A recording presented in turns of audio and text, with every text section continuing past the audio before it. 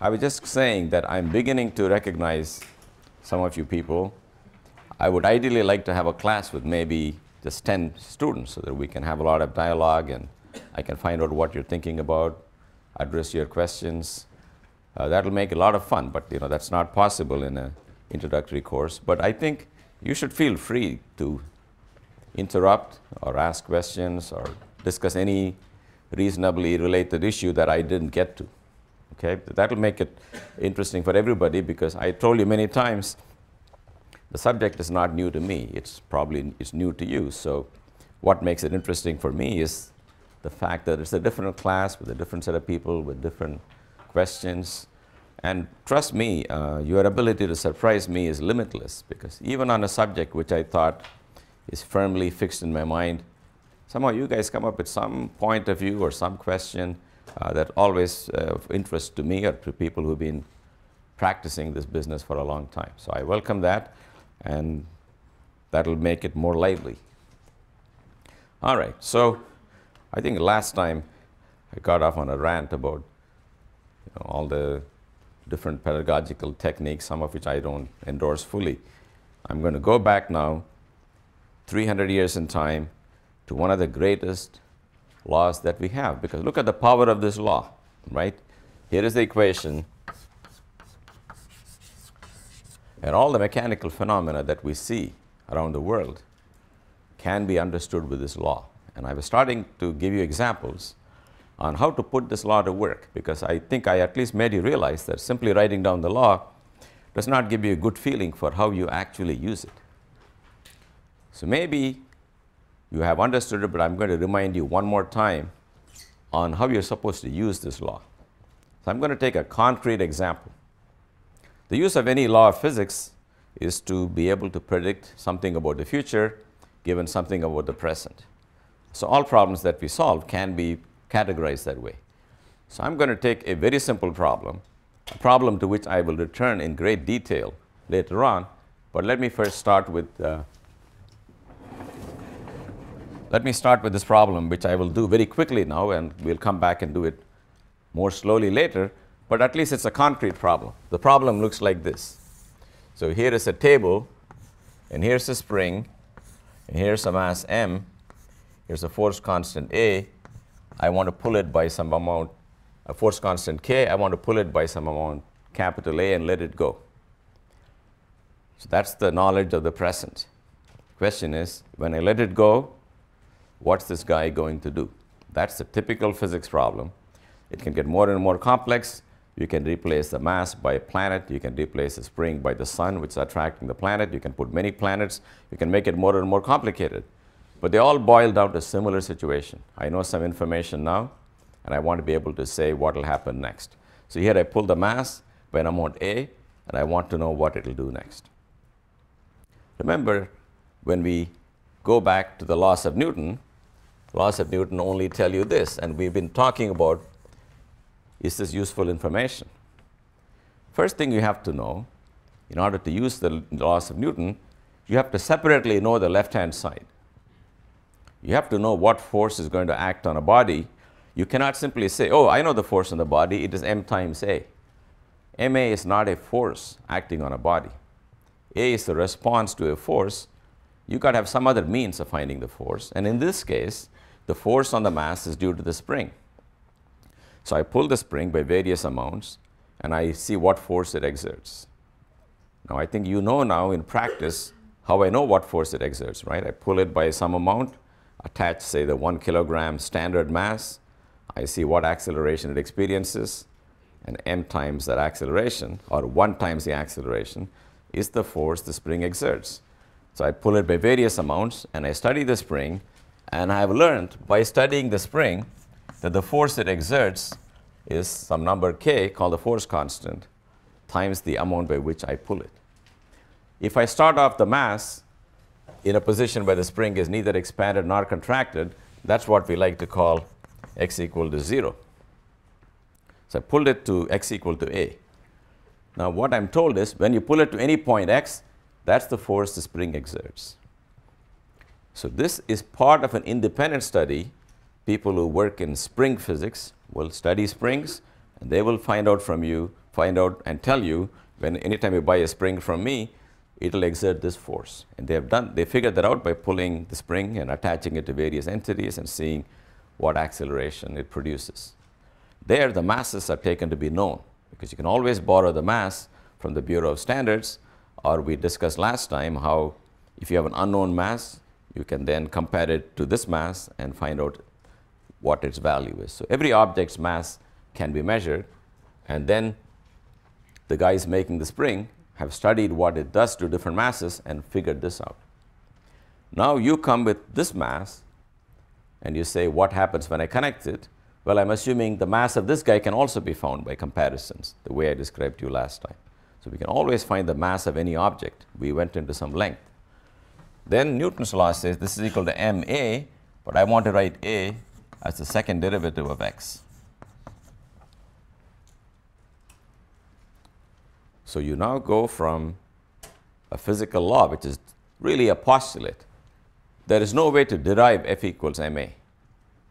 You cannot just think about it and get it. So whenever I do physics, I will sometimes tell you this is a law. That means don't even try to derive it. It just summarizes everything we know in terms of some new terms, but it cannot be deduced. On the other hand, the fate of this mass can now be deduced by applying Newton's law to this equation. Now, this is a new equation. You may not have seen this equation before. For example, if I told you, forget the left-hand side, if I told you the right-hand side is 96, I think you guys know how to solve that, right? You have to find a function whose second derivative is 96 divided by m. You all know how to do that. It's t squared times a number, and you can fudge the number so it works. This is more complicated. The time derivative of this unknown function is not a given number, but the unknown function itself. In other words, x itself is a function of time. This is called a differential equation. A differential equation is an equation that tells you something about an unknown function in terms of its derivatives. You can have a differential equation involving the second derivative or the first derivative or the 14th derivative, whatever it is. You're supposed to find out what x of t is given this information. So one thing is you can go to the math department and say, hey, look, I got this equation, what's the solution? And they will tell you. Now, sometimes we have to do our own work, and we can solve this equation by guessing. In fact, the only way to solve a differential equation is by guessing the answer. There is no other way.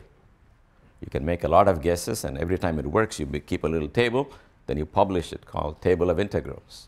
So I have in my office a huge table. Mark Caprio's got his own integral. We don't leave home without our table of integrals. I got one at home. I got one at work. I may want to keep one in the car because you just don't know when you will need an integral.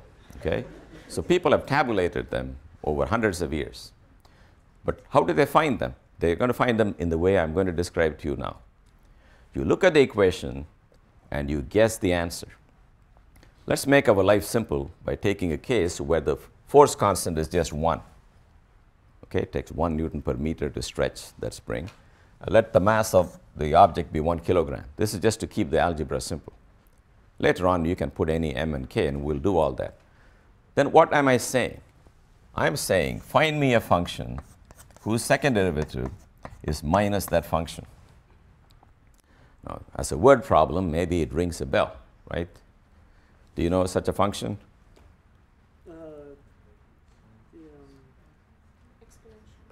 Exponential is good. Another one, yes? Trigonometric functions are good. So I'm going to temporarily dismiss the exponential. I will tell you why. An exponential function is actually a very good guess. You can say x equals e to the t, for example. The trouble is this is growing exponentially. And we know this spring mass system, the x is not growing exponentially. Or you might say, well, let me fix that by making it minus t. Then it quickly comes to rest after a time and doesn't move. We sort of feel we want this thing to be jiggling around for a long time. So the exponential function is even better than this function because it says, take one derivative and I reproduce myself. But that's too much. We only want a function that reproduces itself. When you take 2 derivatives, and that's where the trigonometric functions come in. So I make a guess. X of t is cosine t. And you can check if you take 2 derivatives, it obeys the equation. The second derivative of x is minus x itself. But do I like this solution? Or is there something not fully satisfactory? Yes? So did you cancel out the negative when you... Pardon me? It says dx, d squared x over dt squared is x. Would it be negative x? Oh, it will be negative x. Let's do that. So let's take dx dt is equal to minus sine t. Then take one more derivative, d2x over dt squared. Derivative of sine is cosine. So this is minus cosine t, but x was cosine t. So it's really minus of the x I started with. Yes? So you had a question, or? I was thinking you wrote it up there as x, but I'm confused. Oh, this one. Yeah. Caught on film. Yes, that's a mistake. Okay? That should be minus. Very good. Look, it makes me immensely happy when you guys catch me. Of course, it becomes an addiction. You try to catch me sometimes. It doesn't work, but keep trying. This time, you're absolutely right. That's why you were looking confused. Anything else? Everyone follow the way this very elementary problem is solved. It's solved by making a guess. So you're right. So the minus sign was wrong, but now you agree everything is working. This is the answer. But no, I meant something else is not quite okay with this. Yes? The function will also work if you added a factor of a sine also? Yeah. That first of all, I can add some sine of t and it'll still work. But more importantly, if I put t equal to 0, I get x equal to 1. Why should it be true that I pulled it by exactly 1 meter? I could have pulled it by 2 or 3 or 9 meters. I want to be able to tell how much I pulled it by at t equal to 0. Suppose it was pulled to 5 meters and released. I want x of 0 to be 5. The point is, you can easily fix that by putting a 5 here. Does it screw up everything? It doesn't, because the 5 just comes along for the ride everywhere. And don't think it's 5x, because this 5 is part of x. So you can multiply your answer by any number you like, and you pick that number which reproduces your initial displacement. So if you pulled it by 5, you put a 5. So now we are very happy to describe this problem. It is true you can put sine t, but in this problem we don't need it. Here's an answer that does everything you want it to do. At the initial time, it gives you 5 times cosine 0, which is 5, and that's what you told me was the initial displacement. Initial velocity, if you take a dx dt, is proportional to sine t, and at t equal to 0, that vanishes. That's correct. You pulled it and you let it go. So the instant you released it, it had no velocity. And it satisfies Newton's laws, and that's your answer. I want to do this simple example in totality because this is the paradigm. This is the example after which everything else is modeled. Yes? How do you know that it's not sine? Pardon me? How do you know that it's not sine t? You mean at t equal to 0, if the answer was sine t, well, sine t vanishes at t equal to 0. And cosine t doesn't vanish, has a robust value of 1, but I want a value of 5, I put a 5 in front. Look, you guys may have a few more things to say about this problem because this is not the final and most general solution to the problem. It is a solution that certainly works for the one example I had, which is a mass being pulled to 5 meters and released. So carry this in your mind. This is really, to me, the most important thing I can tell you right now. The way F equals ma is applied in real life is half the world is working on the left-hand side, finding the forces that act on bodies under various conditions. In this example, the force is due to a spring, and by playing with the spring, you can study the force it exerts for various displacements or various amounts by which you pull it. And in this example, if you pull the spring by an amount x, it exerts the force minus kx, and you can measure k, and you put the label on your product, and you sell the spring with a given k. Other people are measuring masses of various objects, and they've decided the mass of this is whatever, maybe 1 kilogram. You put the two sides together, and you find the response of the system for all future times. And what this tells you then, you can now plot this. This is a graph that looks like this. Goes from 5 to minus 5 and repeats itself, and it's very nice. That's what we think the spring would do. Now, you think this is a real spring, or I'm missing something? Is this the whole story? Yes? is friction, because we know if you pull a real spring, it's not going to oscillate forever. It's going to slowly stop shaking and pretty much come to rest.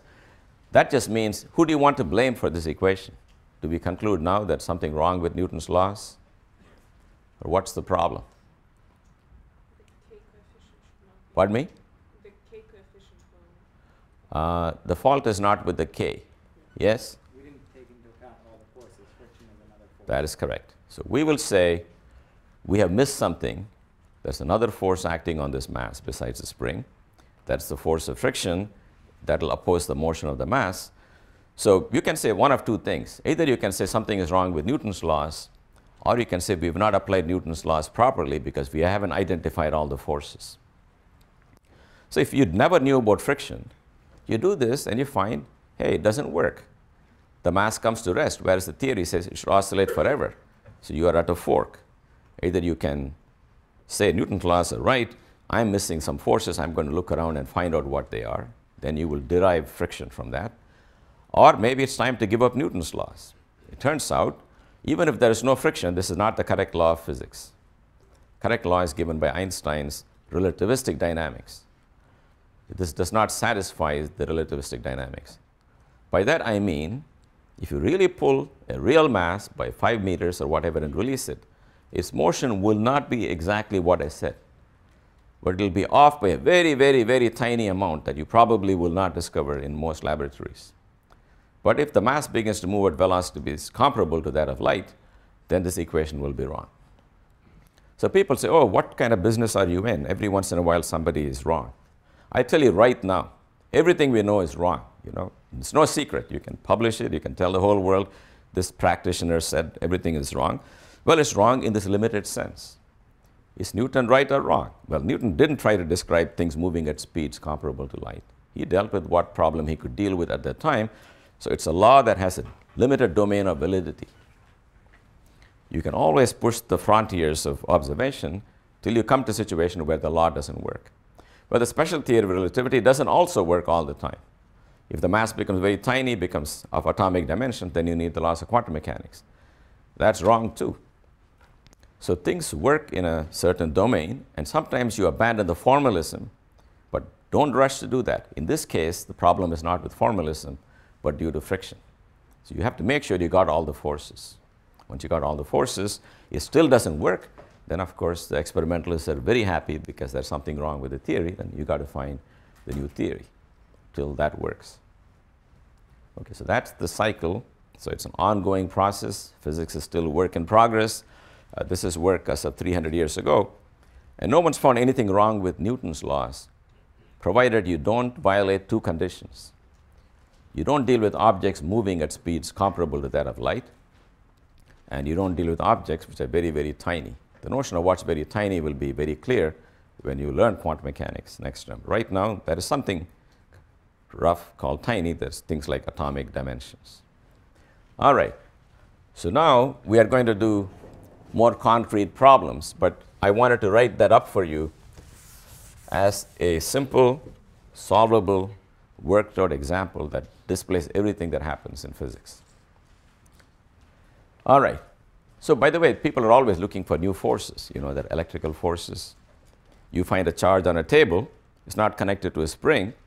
I bring another charge next to it, and this guy starts moving. What do?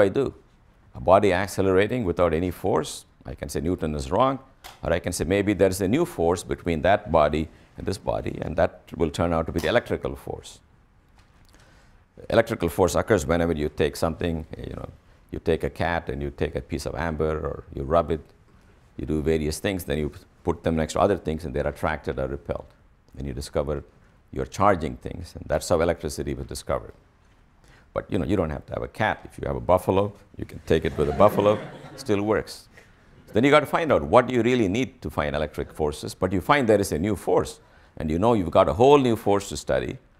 Then you got to find out what's the cause of the force. Turns out it's not the mass of the object. It's something else called electric charge. Then how does the force vary with distance?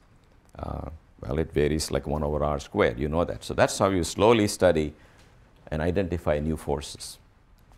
So the forces were found in the order of gravitation first, and then electricity and magnetism, and now, of course, there are new forces called strong forces, there are weak forces. They all act in the subnuclear level. So that's why that business is not done. We are not finished with the left-hand side. We're still looking for new forces. Okay, so now I'm going to start doing problems in 2 dimensions. Everything I did last time was 1D. You know, you're pulling something, you're pushing something, you got one block connected to a second block, to a third block, and you pull it. We have done all that. So we're going to elevate this to higher dimensions. And as you know, in higher dimensions, acceleration is a vector. And so force better be a vector, because when you take a vector and multiply it by a number, you get something else. And there, by that process, you've gone to higher dimensions. So let's take, again, simple problems and try to make them more and more complex. And you cannot tell me eventually you agree the problem is complex enough. I will crank it up as we go along. At some point, you'll plead for mercy, then we'll stop. But there is no limit to how difficult mechanics problems can be. If you go back and read Cambridge University exams in 1600 and 1700, they were really difficult problems. That's why we invented quantum mechanics, which is a lot easier than those problems from Newtonian mechanics. You can make it as hard as you like. So I'm just going to do a few, then once you got the idea, you stop. But again, we're going to start with easy one. Easy one is a table on which this mass is sitting doing absolutely nothing. And we want to study that guy and understand it in terms of Newton's laws. Because we are in 2 dimensions, you got to have 2 axes. So here is my x, and here is my y. So the first rule is, if f equals ma, we are really saying I times fx plus j times fy is m I ax plus m j ay. It's a vector equation. The force has to be a combination of I and j, because nobody, by the way, I'm working in the xy plane. I told you I don't need to go to 3D for a long time. In 3D, every vector is some amount of I and some amount of j. That's true for f, that's true for a. You write it out. Then I told you if 2 vectors are equal, then the x components have to match, and the y parts also have to match. You can see that if I draw 2 arrows on the plane and I tell you this arrow is the same as that arrow, it's the same. It's got the same horizontal part and the same vertical part. So this is really 2 equations, and I'm going to apply them to this block. So when I look at this block, in the x direction, it's not moving at all. There are no known forces acting in the x direction, and therefore it's a case of 0 equals 0. Did I miss something? You guys look a little worried. Yes? Okay, now I look in the y direction. If I look in the y direction, I take this block and I draw its free body diagram. Namely, I write all the forces on it. So that is the force of gravity, mg. By the way, this m is a big M or small m. Let's change the figure to small m so that the rest of the equations are right. The little mg is acting down. If that's all you had, the block would fall through the table. It's not doing that, so the table we know is exerting a force. The standard name for that is n, and n stands for normal. Normal is a mathematical term for perpendicular. You say this vector is normal to that vector, you mean they are perpendicular, and here we mean this force is perpendicular to the table. They are the forces in the y direction.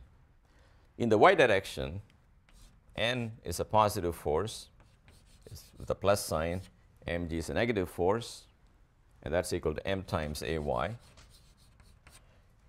It's interesting that in this application of the Newtonian equation, I'm going to say that I know the right-hand side. I know the right-hand side is 0, because I know this block is neither sinking into the table nor flying off the table. It's sitting on the table, it has no velocity, it has no acceleration vertically, so that has to be 0 because I know the right-hand side. So Newton's laws, quite often either I will know the left or I will know the right. Either I will know the force or I will know the acceleration. So if this is 0, I come to the conclusion n equals mg. Okay, this is a very simple example, but this is how you figure out how the Newton's laws worked in this particular problem. Okay, now I'm ready to introduce another force, and that's the force of friction. As you all seem to be aware, there is generally a force of friction between this mass m and this table. So how do we learn there is a force of friction? Suppose someone said, how do you know there is friction? Here is the mass. What experiment will you do that tells you, hey, there is another force called friction? Can anybody tell me something you would do? Yes? Maybe put the mass on an incline. Okay, but suppose it's on this table, but you are around. You can do what you want. Yes? Go ahead. Constant speed. In order to move it to constant speed, you have to apply force. That's possible. But That's good. well, with object at constant speed, there's no force. That's a very good answer. One answer is you find that to keep it moving at constant velocity, you have to apply a force. That means the force you're applying is canceled by somebody else because there is zero acceleration. That's got to be zero force. Yes? Just apply a force to it and push it on the table and it will stop eventually. And that tells you that there must be a force that's acting. Very good. Or even before that, even before it starts moving, you find that if you push it, it doesn't move. Right? I try to push the podium. Well, I don't know my own strength, but I'm going to imagine I push it, it's not moving, but if I push hard enough, it will move. What's happening before it moves? I'm applying a force, and I'm getting nothing in return for it. So I know there is another force opposing what I do, and that's called the force of static friction. So static friction is when the body is not moving. So I'm applying a force F. Let me give it some other name. Little f. No, that's also bad. Little f is the name for friction. So I'm going to apply a force called F sub me. You can label these things any way you like. Okay? This particular notation is not caught on because people are not as interested in what I think as I am. But right now, I'm going to call it F sub me. I invite you to invent any notation you want because there's nothing sacred about notation. At least I want to convey to you that notion. So I call it F sub me. I'm applying to the right. Then I know that it's not moving. Therefore, there has to be another force that cancels it. But how much is the other force? Yes? Equal to F sub me. That's correct. So it is not a fixed force. Static friction is not a fixed force. It's whatever it takes to keep it from moving. It will not be less than what I apply because then it will move. It cannot be more than what I applied because then it will start moving backwards. So it will do what it takes to keep it from moving. So static friction is a force which has a range from 0 to some maximum. So let's call it the force of friction is less than or equal to some maximum. And that maximum turns out to be a number called the coefficient of static friction times the normal force. The force of friction seems to depend on how much normal force the table is exerting on the object, which in our example, if you want, in our example, not always, this is always true, but in our example, you may replace it by mu s times mg because n is equal to mg. So the force of friction seems to depend on how heavy the object is that's sitting on the table. But what does it not depend on that it could depend on? Can you think of something else? Could depend on but doesn't? Yes? The amount of surface area? Doesn't depend on the area of contact. In other words, if this was a rectangular block, it doesn't seem to matter whether it's doing that or whether it's doing that. You might think, hey, that's going to be more friction because there's more contact, but it doesn't. So it's interesting not only what it is, but what it's not. Okay, this is called the coefficient of static friction. So you guys should remember that the force that friction applies is equal to the force that I apply up to a maximum of this. And once I beat the maximum, it'll give up and it'll start moving. Once it starts moving, you're going to have a situation like this. I apply F sub me this way, and friction will apply a force which now is called mu sub kinetic times normal. So the force of friction is different when it's moving as compared to when it's not moving. It's slightly less once the body is in motion. So it's always true for all situations, mu sub kinetic is less than mu sub static.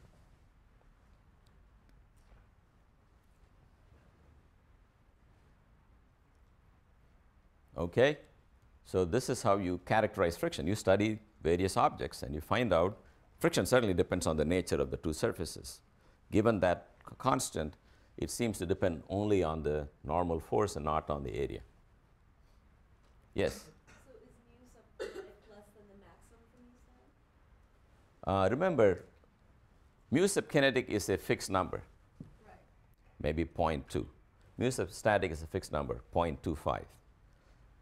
If it's 0.25 for static, it means if the normal force is some mg, up to quarter of the weight is the frictional force it can apply to prevent its motion.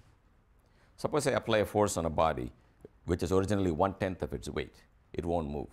2/10 of its weight, it won't move. Quarter of its weight, it's a tie. 0.26 its weight, it'll start moving. Once it starts moving, frictional force will be 0.2 times its weight, not 0.2, because the kinetic friction is less. This is just the summary of friction. Okay. So far, even though I used vectors, most of the action is just in one or the other direction. Yes? Is mu k also independent of the surface area? No. It again seems, it can actually depend on many things. Friction is something we don't understand fully. But it depends only on the normal force, just the way I described it. Okay. Now we are going to do the one problem that has sent more people away from physics than anything else. Do you know what it is? You haven't heard about the problem that sends people away? Okay, this is called the inclined plane. A lot of people may not remember where they were during the Kennedy assassination, but they say, I remember the day I saw the inclined plane. That's the day I said, I'm not going into physics. Because this is very bad publicity for our field. You know, you come into the subject hearing about relativity and quantum mechanics, and then, or maybe gravitation and astrophysics, and we hit you with this. So why am I doing this? Well, if you can do this and you find it boring, you can move on. But if you couldn't do this, you have no right to complain, because this is the entry ticket into the business. You've got to be able to do this. Only then I can tell you other things. Okay, so we have to. We'll do this quickly. I'm watching the clock. I won't linger over this, but we have to do this problem. Okay? So let's quickly finish this problem. So here's the problem. That is a mass, m, sitting on the inclined plane. It makes some angle here. You want to know what it's going to do. All right, we know it's going to slide down the hill, but you want to be more precise. And the purpose of Newton's laws is to quantify things for which you already have an intuition. So the only novel thing about the inclined plane is that for the first time, we are going to pick our x and y axes not along the usual directions, but along and perpendicular to the incline. That's going to be my x and that's going to be my y. And I ask, what are the forces on this mass? Well, I've told you, first deal with contact forces. The only thing in contact with the mass is the plane. The inclined plane can exert a force in general along its own surface and perpendicular to its own surface. But I'm going to take a case where there is no friction. If there is no friction, by definition, it cannot exert a force along its own length. So it can only exert a force in this direction, and we're going to call that n. Then there's only one other force. That's the force of gravity, which we agreed we have to remember. Even though the Earth is not touching this block, if the Earth is somewhere down here, it's able to reach out and pull this block down. So let me show you the forces. So here is n, and here is mg. These are your forces. And with no friction, that's it. That's the key to doing any problem I give you in any exam, no matter how stressful. I guarantee you'll get it from Newton's laws, provided you write every force that is there and don't write any force that is not there. So this is it. These are the two forces, and the mass will do what these forces tell it to do. So what we want to do then, since my axes are in this direction, I have to take this mg and write it as the sum of two vectors, one which is pointing in this direction and one which is pointing in that direction. So if I add these two arrows, I get mg. That's called resolving the force into some other direction. Now, the key to all of this is to know that this angle here is the same as this angle here. In other words, if mg is acting down, that angle theta is the same as this angle theta here. This is going to be used all the time, so I'll tell you a little trick that tells you how I figured that out. Theta is the angle between the horizontal and the incline. Now, you've got to agree that if I draw a perpendicular to the horizontal and I draw a perpendicular to the incline, the angle between those two perpendiculars will be the same as the angle between the two lines they began with, because perpendicular means rotate by 90. If you rotate both lines by 90, the angle between the rotated lines is the same. The vertical is perpendicular to this horizontal, and this is the perpendicular to the plane. Once you got that, the rest is very easy. So in the x direction, I'm going to write the following equation: mg times sine theta. So you got to understand that this part here will be mg times sine theta, and this part here will be mg times cosine theta. You got this is something you better get really used to. If a vector is like this and you want the force in that direction and the angle between is theta, then you put the cosine. The component that's adjacent to the vector is cosine, and this one here is the sine theta. So I got the horizontal part in the x direction. I got mg sine theta, and that's it. There's nothing else. That's got to be equal to m times ax. Remember, ax is not horizontal. Ax is along the incline, downhill. In the y direction, I write n minus mg cosine theta is m times ay. That's simply writing down Newton's laws as two laws, one along x and one along y, and putting in whatever we know. What happens next is up to what else we know. Well, we know that this block is sliding down the hill. It's not going into the block, nor is it flying out of the block. It's moving along the block.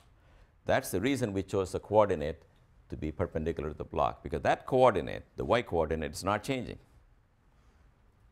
Even though the block is sliding down the hill, when it's sliding down the hill, the usual x and y coordinates, if you define them this way, they're all changing.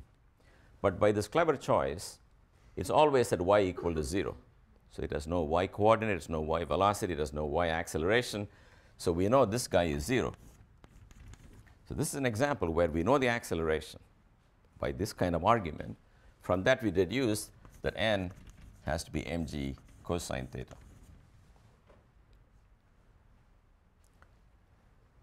Okay, then you come to this fella here. There we found out that ax, you cancel the m, and you find is equal to g sine theta. So that's the big result. It'll slide down the hill with an acceleration g sine theta. This is a good way to measure g, by the way, because if you drop something, it falls too fast for you to time it. But if you let it go down an incline by making theta very small, so sine theta is very small and the gradient is very low, the body can accelerate with a much slower acceleration downhill because it's reduced by this factor sine theta. Okay, here's another thing I should tell you right now. Most of us, when we become professionals, don't put in numbers till the very end. So if we are told the incline is angle of 37 degrees, g is 9.8, don't start putting numbers into the first equation. We don't do that, and I know for some of you it's pretty traumatic to work with symbols. And sometimes in exams they say, oh, you had all these problems with symbols. But I want to sell you another idea. It's much better to work with symbols than with numbers till the end. Why is that? First of all, if you put numbers in, and I suddenly tell you, hey, I was wrong about the slope, it's really 39 degrees and not 37, you're going to do the whole calculation again. But this way, you come to the formula and you say, what's your theta? You change your mind, okay, that's the new theta. You change the value of g, you made a better measurement, that's the answer. Then you can see if your problem had some mistakes in it. Suppose you got g squared sine theta. You will know it's wrong because this is an acceleration That's an acceleration. The units have to match, and sine theta, of course, has no units. Then maybe you got your trigonometry wrong. Maybe it's really g cosine theta that should be the right answer. How do I know it's sine theta? You can do a test. We know, for example, as the incline becomes less and less inclined, you got to get less and less acceleration because it's going downhill less and less. And when theta goes to small values, ax also diminishes. Or if you take your incline and you really make it almost vertical, and in the end you make it completely vertical, the block is just falling under gravity.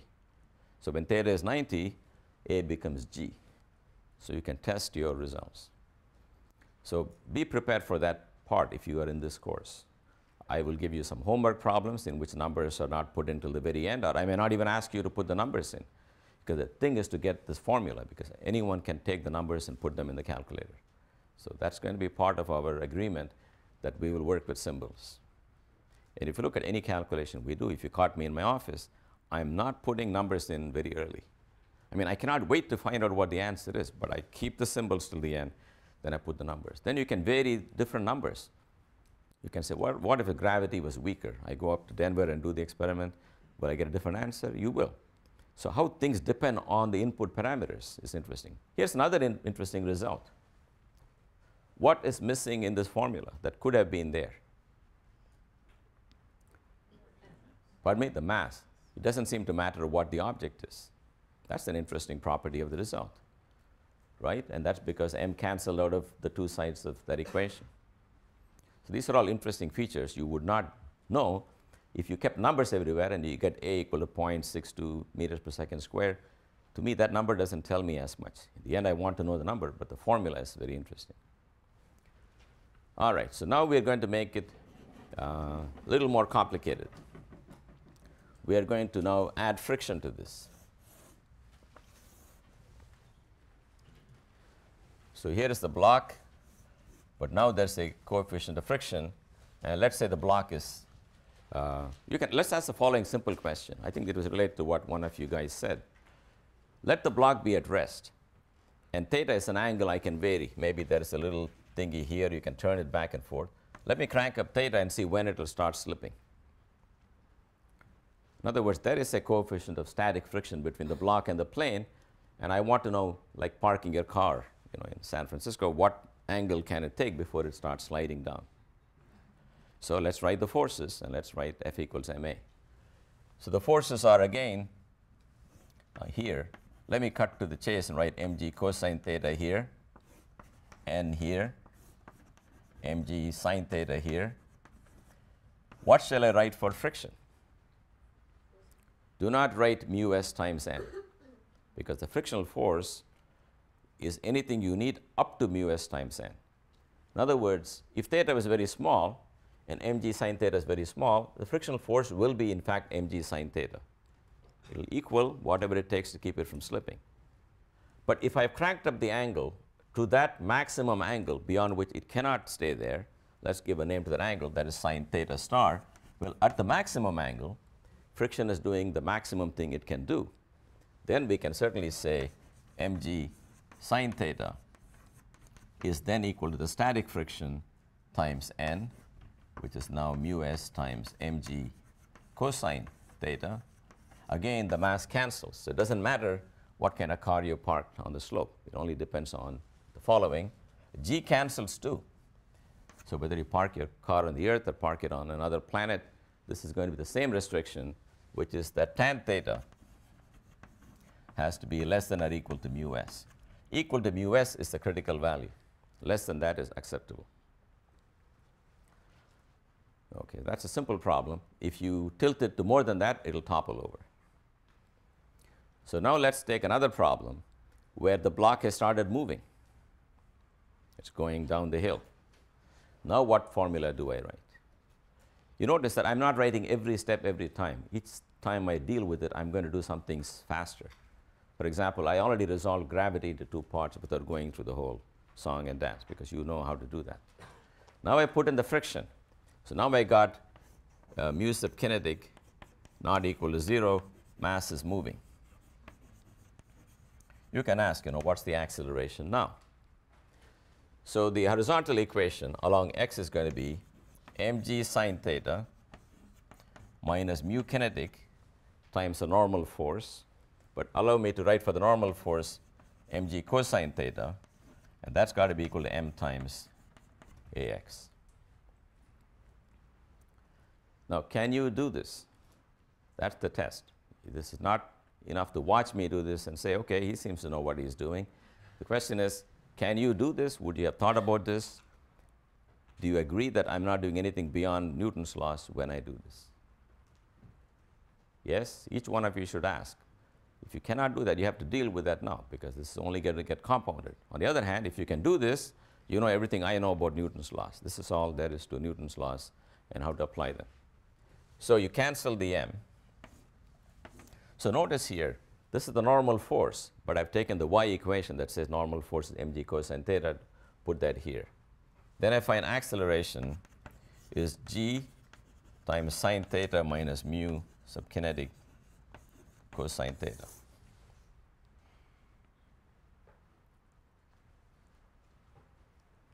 Okay, here is the result. Ax is what I'm calling A now. I want to study this in various limits. First limit I take is no coefficient of kinetic friction. I get back to my sine theta. Well, let me try the following interesting limit. I crank up the coefficient of kinetic friction more and more and more. Look what happens here. Sine theta and cosine theta are fixed numbers. If this becomes larger than some amount, than say tan theta, what happens to the expression? A is negative. Now, what does that mean? Block is moving uphill. Now, do you buy that? So what's wrong? I mean, I took the equation, right? I told you all the time how you can study various limits. Something is wrong. It says if kinetic friction is very large, the block will move uphill. K can't be greater than 1. That's not the reason. Yes? Oh. Can't be greater than the static friction. No, that's not the reason. I mean, you can also vary the angles, maybe keeping k at some value. Vary the angle so that this number times that can beat this. Then what happens? Yes? You already assigned the direction of mg sine theta downhill. That is the point. Okay. Let me repeat his answer. That's the correct answer. Correct. You're right about kinetic being less than static and so on. But you can always imagine keeping that number constant, but changing the angle so the cosine gets bigger and sine gets smaller. At some point, you agree, cosine will beat the sine, because sine is going towards 0 and cosine is going towards 1. But the correct answer is, in writing this force law, I'm assuming the force of friction points to the left, uphill. That is correct only if the body is moving downhill. But if you got an answer where A was negative, therefore you're going uphill, the starting premise is wrong. So one very useful lesson to learn here is, when you apply a formula, don't forget the conditions under which you derived it. And don't apply the result to a case where the answer does not belong to the domain that you assumed you're applying it to. So the trouble with friction is the following. Friction is not a definite force with a definite magnitude or direction. At least magnitude is definite, but direction is not definite. It is uphill if you're going downhill. It's downhill if you're going uphill. Okay, it's like the constant opposition to motion. Whereas force of gravity, the normal force, everything else is a fixed direction. You can draw it once and for all. So in a formula where the forces are what they are in any context, you can apply the formula in any limit. But if the frictional force assumed a downward motion, don't apply it when the block is going up. Okay, so I'm going to do one more of these inclined planes and then pretty much done with the inclined plane.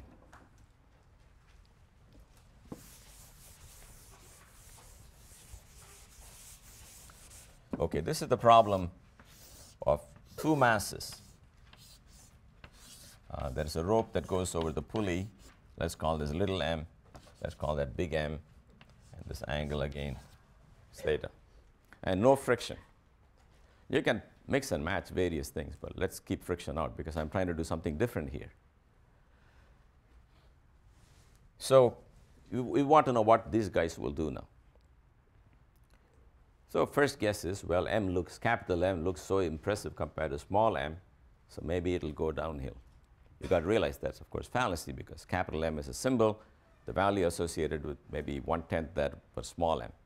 But if big M really is bigger than small m, then am I sure it'll go downhill? The mass has to be greater. Pardon me? The mass has to be greater, not necessarily the volume. No, no, no, I'm saying if the big mass M is bigger than the small mass m, is that enough to say it'll go downhill? Yes. Because it depends on the angle. Depends on the angle, because part of the mass is not helpful in going downhill. See, if I had a pulley like this, then you're absolutely right. Big guy wins. Now it's not clear, because this has got all of gravity pulling it down. This has got only part of gravity pulling it down. So let's skip this direction. It's not very interesting. Let's look at this direction, for which the equation is the following. If I just took that block, it's got mg sine theta acting down, and this rope will exert a certain tension T here, which I don't know.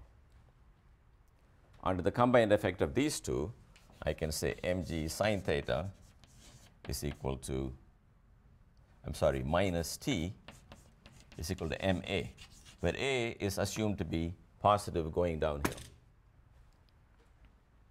That's one equation. Then I come to this fellow here. This block, well, it's got little mg acting down and tension acting up. I'm sorry, guys, I made one mistake here. I think you know what it is. These should be capital M. That should be capital M, sorry for that, and capital M.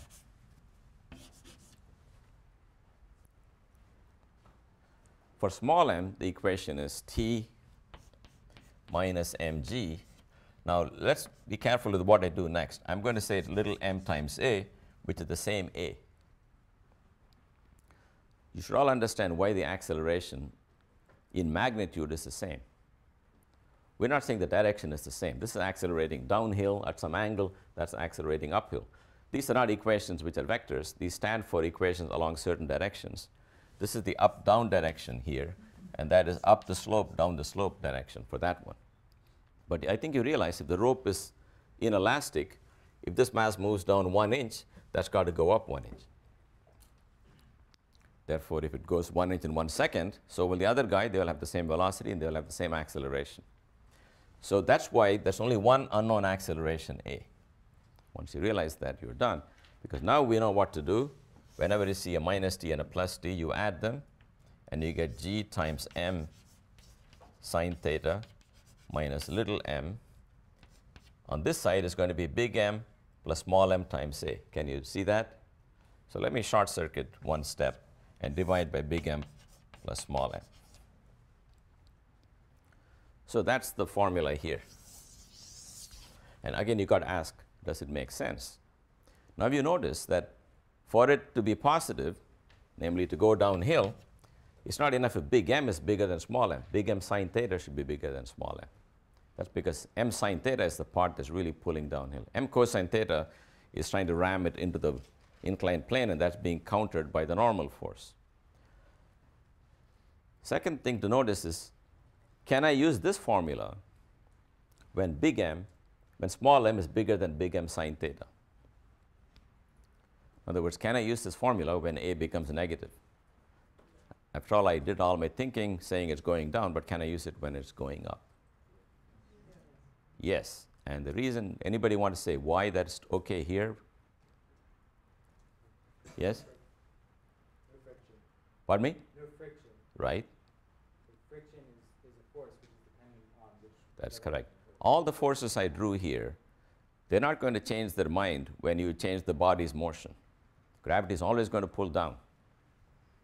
So all these forces are fixed in magnitude and direction, and therefore once you got a formula for positive A, you can apply to negative A. But you cannot do it when you have friction, because in friction you assume the direction of motion. All right, so now I'm going to leave the plane. This is it. We are finished with the plane. You are not finished because, don't clap here, because I got a homework problem by popular demand. 2 masses, 1 pulley, and friction. That's to really say we're finished with the plane. Once you can do that, You've graduated from this boot camp. You can handle anything else. But that's not something I want to do in class. That's something you do in the privacy of your room. Put all these things in and crank it up. And you'll also have enough time. But that's got some interesting angles you should think about. Okay, so now I'm going to do physics that basically involves rotational motion. But let me do one Mickey Mouse problem and let it go because I assigned it to you. Typical problem is there is a tree here, there's a tree here, and there are two ropes, and there's some backpack hanging here with some weight. You are told what that angle is, and you're told what that angle is. You're supposed to find the tension on these two ropes. I think it's fairly simple, so I won't do the details, but you know what you're supposed to do. You take these two tensions, break them into horizontal parts with sines and cosines, and into vertical parts. Horizontal parts better to cancel because this backpack is not going anywhere horizontally. The vertical parts of these two, which will be in fact additive, should cancel the weight of the object. That gives you two simultaneous equations for T1 and T2, and you can fiddle with them and solve them. Well, by the way, I should tell you, if you got some equation like T1 sine theta 1 equals T2 sine theta 2, or that minus T2 sine theta is 0, and another equation involving T1 with some numbers and T2, somehow you seem to have trouble the other day when there were sine thetas here, whereas if these had been numbers like 3 and 4, you knew how to solve these simultaneous equations. But I want you to realize that the solving of the simultaneous equations for T1 and T2 involve forming combinations of these coefficients to eliminate either T1 or T2. So when you add them, one of them drops out. And that doesn't depend on whether these are trigonometric functions or any other numbers. You eliminate it in the same way. Likewise, on the right-hand side, instead of some numbers like 3 and 4, you have the weight W of this mass. Well, if you multiply this equation by 3, multiply everything by 3 and juggle them. So you should get used to eliminating coefficients which are not simply numbers, which are symbols, sines, cosines, but you know how to, if you had a sine here and a cosine there, for example, how will you combine them? Maybe you will multiply this by a cosine and that by a sine, and if you subtract, it will drop out. You got to do stuff like that. Okay, but it's important in a level, physics 200 level course, you'll be able to solve those things. Okay, now I'm coming to the interesting problems in which motion involves going in a circle. So here's one problem. This is a string on which there is a mass, and the mass is going around in a circle. This is like in amusement parks where they have these dangling little tiny baby rockets, and you sit there and it starts spinning, and instead of being vertical, it starts lifting up. You want to know why it's lifting up. So if this angle here is theta, and this is some mass m, and is going around in a circle with velocity v, and the radius of the circle is, say, r, we want to find some relation between this angle theta and these other parameters in the problem. So what do? I apply F equals ma. That's it. And I'm going to get everything by applying F equals ma to this guy. So here's that mass. The tension on the rope can only be along the rope. Rope is not a rigid object. It cannot exert a force perpendicular to itself. It can only pull it along its direction. That's the tension on the rope. That is mg. And that's it. Under these things, it's going to obey F equals ma. So what I do with this tension is I trade this guy for two forces. This is T. If that angle is theta, let me see. That angle is theta. So this is T sine theta, and this is T cosine theta. So you trade that oblique T for two T's in the actual simple directions. The fact that it's not going up or down vertically tells me mg is equal to T sine theta. I'm sorry, yes. Okay, then in the other direction, T sine theta is the horizontal force. That's got to be mass times the acceleration. At the instant where I've shown the object, because it's going in a circle, it has an acceleration, in this direction with size v square over r. Therefore, if you divide this equation by that equation, you will get v square over rg equals tan theta. That's the angle that string will assume. So if you knew the velocity, you can do this problem. Okay. Then here's another interesting problem. When you go on these roads, if you're going in a circle, suppose this is your car, I'm looking at you from the top, you're going in a circle. Anything wrong? Going in a circle, you're accelerating towards the center, someone's got to provide the force. That's what Newton says.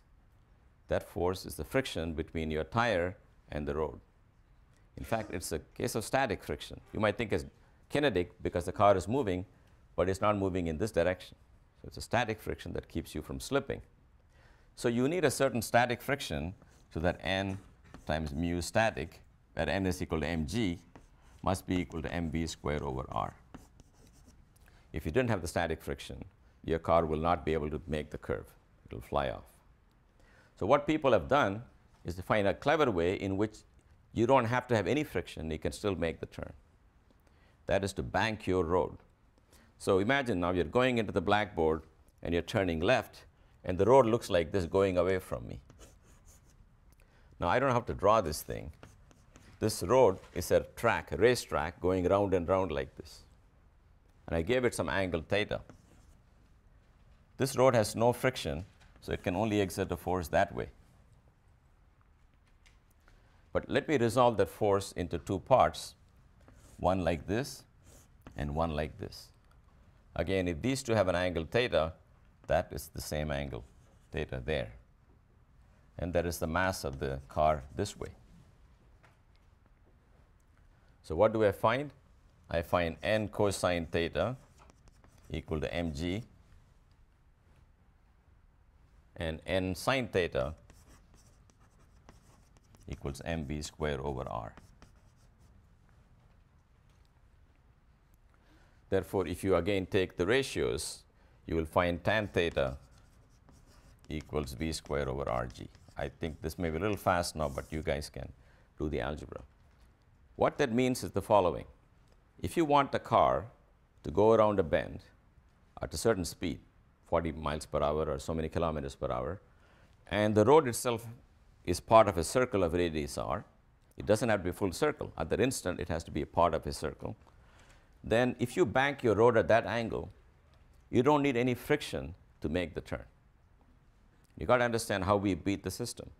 If your road, instead of being flat, is tilted, then even though the road can only exert a frictionless normal force, now part of the normal force is pointing toward the center. In fact, this picture is not drawn to scale. If you drew it that way, this part of the vector is horizontal and directed towards the center of the circle on which you're orbiting.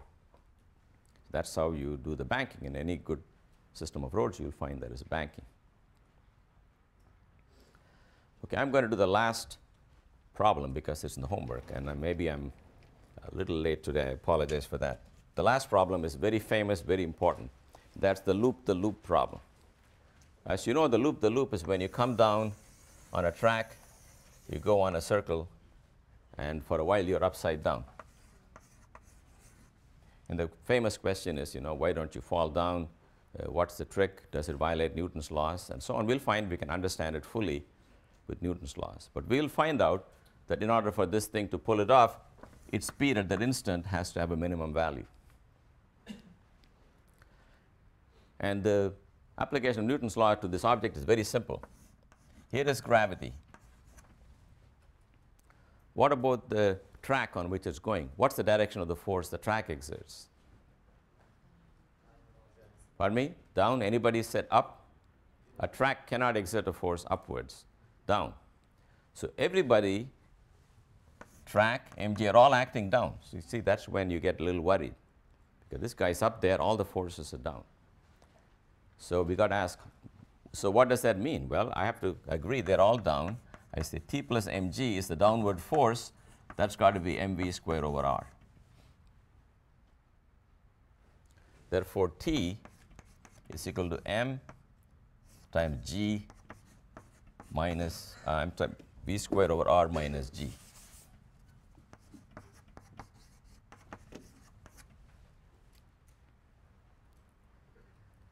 So what does that mean? If this t comes out negative, you're dead. Because if it's negative, you want the track to exert an upward force, and it cannot. In the real amusement park, they have other t brackets and so on to support you. But if you really believe in the laws of physics, you don't need any of that. You just got to make sure this number is positive. For it to be positive, you need v squared bigger than or equal to rg. So you got to make sure when you're on the top, you have this minimum velocity. If you go faster than that, that is just fine. If you go faster than that, t will be some positive number. So here is the interesting thing. Have we escaped the pull of gravity? How come we are not falling down? And the track is not helping us. It's also pushing us down. Yes? The velocity vector is moving towards the left, and the force, the total force is changing the direction of the velocity towards the center, but it's still going along a circular path. Okay. Even if that's the force radial to it. Yes. So the point is, if you have an apple with two forces both pushing down, that apple is accelerating down. And accelerating down means really falling towards the ground, towards the center of the circle here. In this example, it is definitely accelerating, but that acceleration is not added to zero velocity, in which case it will pick up more and more speed. It's added to a huge horizontal velocity. So in a tiny time, you give it a little velocity like this, your new velocity points at a new angle. That just means your body has come here and is stopped going like that and started going like this. Therefore, downward acceleration does not mean coming closer to the ground. It only means your velocity vector is changing its direction. On the other hand, if you have no velocity vector, downward accelerations mean what you think it is. That is why if you drop an apple from here, it has an acceleration due to mg. If the track was pushing it down even more, it will fall towards the ground and hit the ground. But here, it actually has an acceleration, but doesn't mean you're any closer to the center. Going around in a circle is an example of constantly accelerating toward the center but not getting any closer. That's the way vectors work, and you should think about that.